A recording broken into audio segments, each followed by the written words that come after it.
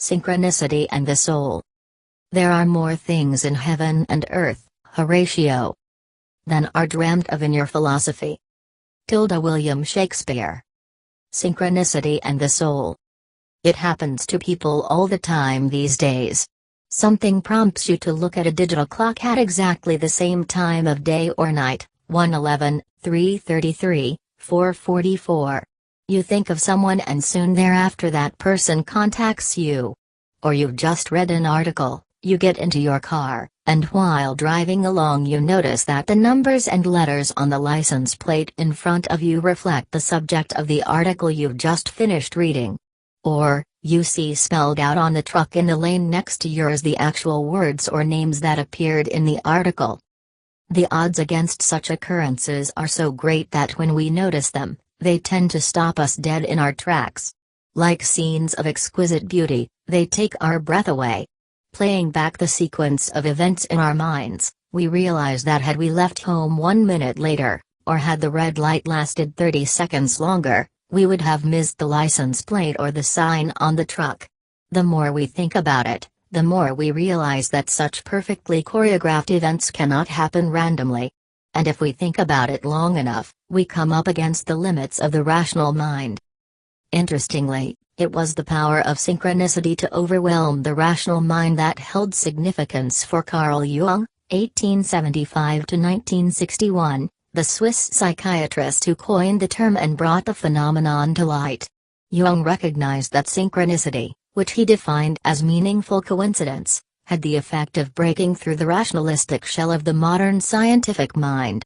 It is a form of coincidence powerful enough to shatter the notion that material science has discovered all there is to know about the universe. To the person having an experience of synchronicity, the realization dawns that a mysterious force is at play in the world, a kind of cosmic clock whose gears operate on a more subtle plane. Modern science, based on the physical laws of cause and effect, measures and validates the relationship between cause and effect in the dimensions of time and space. What fascinated Jung about synchronicity was its acausal nature.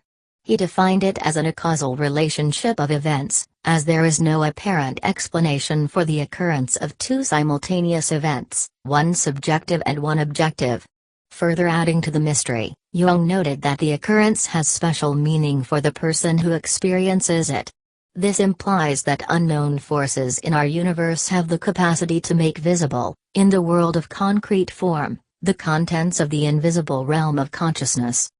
A classic illustration of synchronicity presented by Jung involved one of his patients, a woman with a highly developed rational mind, a fact that made her psychoanalytic treatment difficult. One day she was telling Jung about a dream she had had in which she received a golden scarab, a beetle with significance in Egyptian mythology. Just at that moment, Jung reported, he heard a noise like a gentle tapping on his window. When he opened the window, a scarab-like beetle flew in. Jung caught the beetle and presented it to his patient saying, "Here's your scarab." The stunning impact of this synchronicity overwhelmed the defenses of her rational mind and led to a breakthrough in her treatment. Remarkably, Jung's pioneering exploration of the phenomenon of synchronicity appears to have been an extraordinary synchronicity itself with regard to the unfoldment of human consciousness.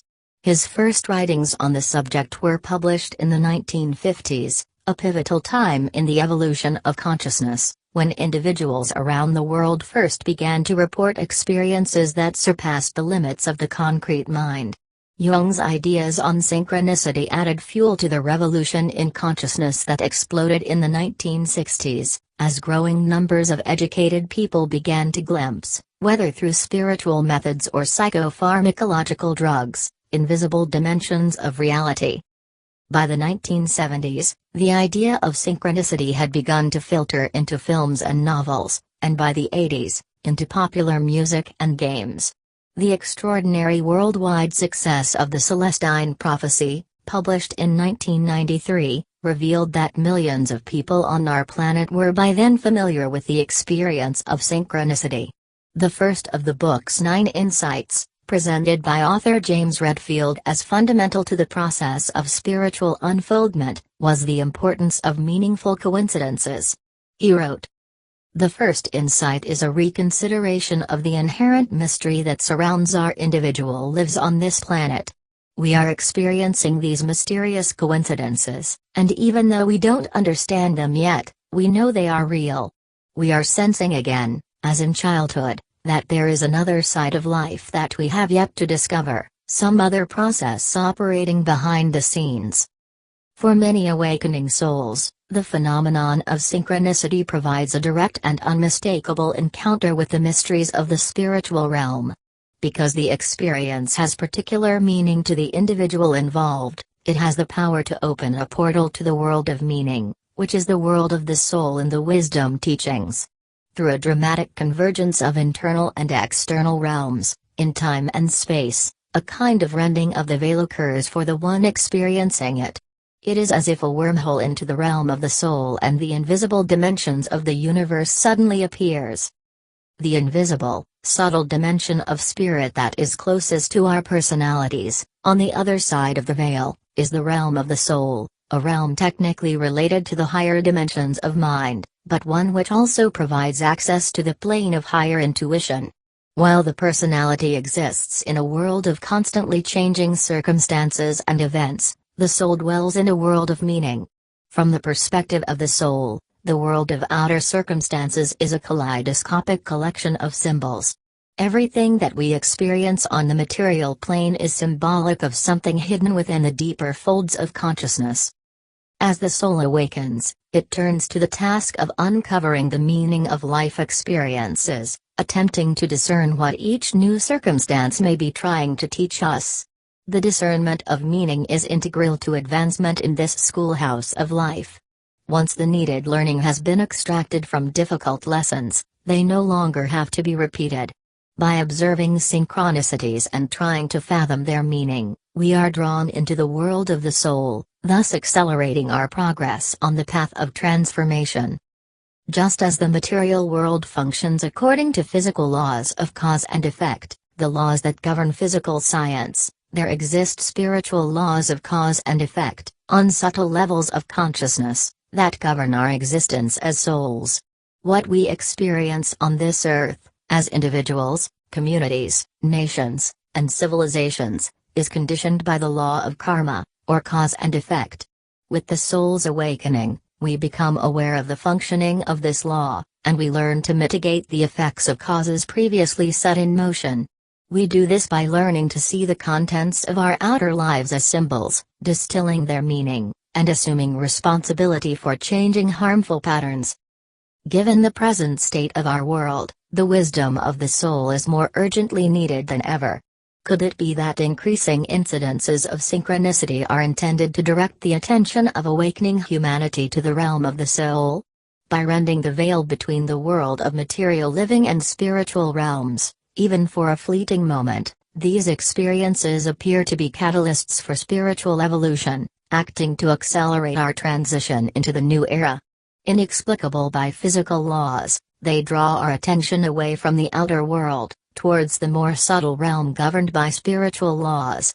These happenings are propelling us forward to the time when the soul will emerge into the foreground of human consciousness, to become the foundation of a truly new civilization and culture.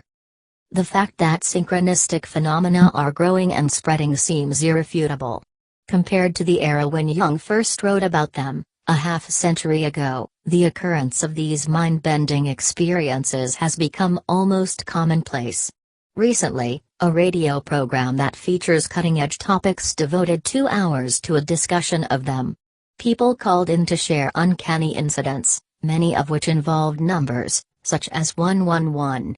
One caller, a trucker, said that he saw 3 ones everywhere he looked, on digital clocks, license plates, restaurant checks, street addresses. His tone of voice conveyed a sense of wonder, like all the other callers, sounding like awestruck 21st century mystics. The how and why of these events remain great and unsolved mysteries. But we do have some hints about how synchronicity may work, both from physical science and esoteric science. In the science of electricity, one of the meanings of the word synchronous is having the same frequency. In esoteric science, We learn that the key to opening a portal to a higher dimension of consciousness lies in attaining the same frequency as that higher dimension. The Tibetan master has written, only synchronous vibration to that which lies on the other side of the door produces its opening. In some mysterious way, synchronicity seems to be heightening the sensitivity of large numbers of human beings to the reality of a higher dimension of consciousness. When the experience occurs, it causes us to register the objective reality of a more subtle plane of existence. When it occurs in our lives repeatedly, and with growing frequency, we realize that an invisible, intelligent force is trying to attract our attention. This force, by whatever name we call it, appears to be actively involved in thinning the veil between spirit and matter. For those who are responsive to it, perhaps the phenomenon of synchronicity is serving to smooth away from an age mired in the vibration of dense matter into an age that will flower in resonance with the vibration of the soul. Nancy Cypher. 2008. If you enjoyed this article, you may wish to read When the Soul Awakens.